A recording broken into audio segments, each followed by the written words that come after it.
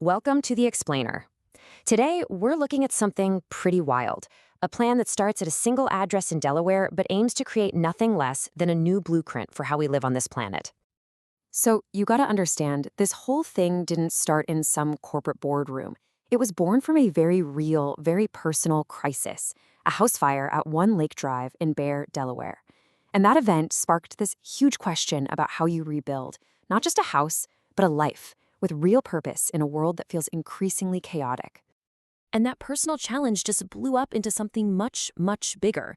It led to the first of three massive questions guiding this whole project.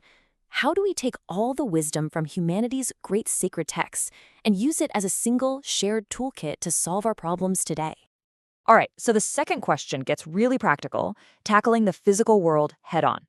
It's a direct shot at the way we've been building our communities for decades, asking, hey, in a world of climate change, what should a suburb actually look like? And finally, the third question. This is where the rubber meets the road. It takes that grand vision and grounds it in a very real-world problem. We desperately need more housing. So how do we build a lot of it, on a little bit of land, without creating ugly, soulless boxes? How do we do it responsibly? Okay, so we've got these three huge questions.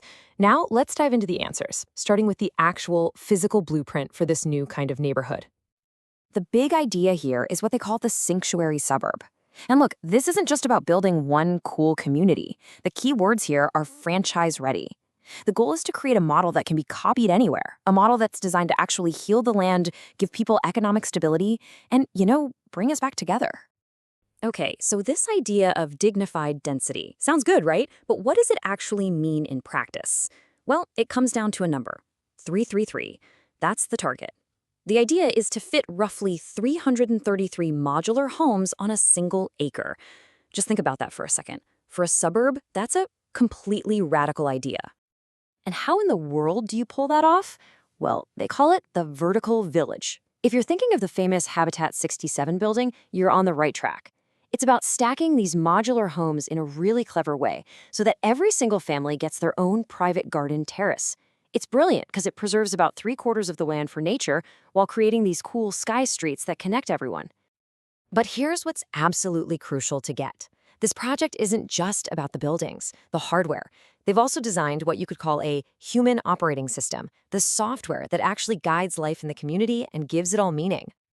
And this slide, for me, is where it gets really fascinating. You see this perfect blend of the ancient and the futuristic. On one side, you have these practical life skills pulled from the world's great spiritual traditions. And on the other, you have a purpose-built AI designed to help people live out those very principles.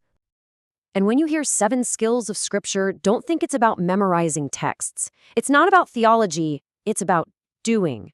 It's a curriculum for life, turning these big spiritual ideas into real-world actions like gardening, mindfulness, and understanding the land around you.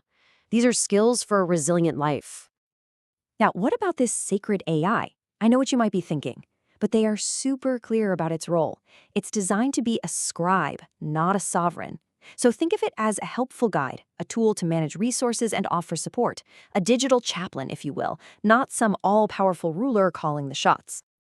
Okay, a visionary blueprint is one thing, but how do you actually pay for it all? Let's get into the financial model and see how this thing is designed to scale up. And right away, you can see the roadmap looks a lot like a tech startup's.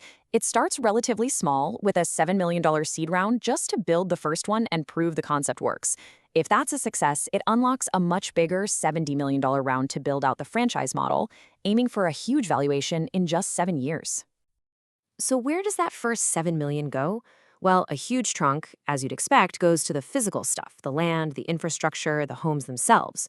But what's really interesting to me is that 20% right there for the digital platform and the intellectual property. That's the secret sauce, right? That's the part that makes this whole thing unique and scalable.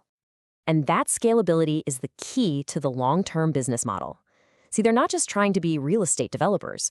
The real money and the real impact comes from turning this into a franchise. They can license the architecture, the curriculum, the AI, the whole system, and create all these different streams of revenue. All right, so we've seen the architecture, the operating system, and the business plan. But this last part, this is where the vision goes from ambitious to, well, truly audacious. It's basically an invitation to the entire planet. Instead of sending armies to compete, send one wise soul to build. I mean, that quote just says it all, doesn't it? It's about completely flipping the script on how nations interact, moving from competition to collaboration, using wisdom as our primary tool. So what does that look like? The end game is something called the White Lotus Council. And just to be clear, this isn't some little advisory board. We're talking about a global governing body with an incredible mission to use up to $8 billion to fund and build these climate sanctuaries on every single continent, guided by the wisest champions from around the world. Okay, I get it. This all sounds utopian, right? Maybe even a little far-fetched. So to kind of ground truth their idea, they ran it through some AI-driven planning models. The result? A utopian index score of 96 out of 100. And what that score really means is that it hits this incredible sweet spot between being massively visionary while also being practical and actually doable.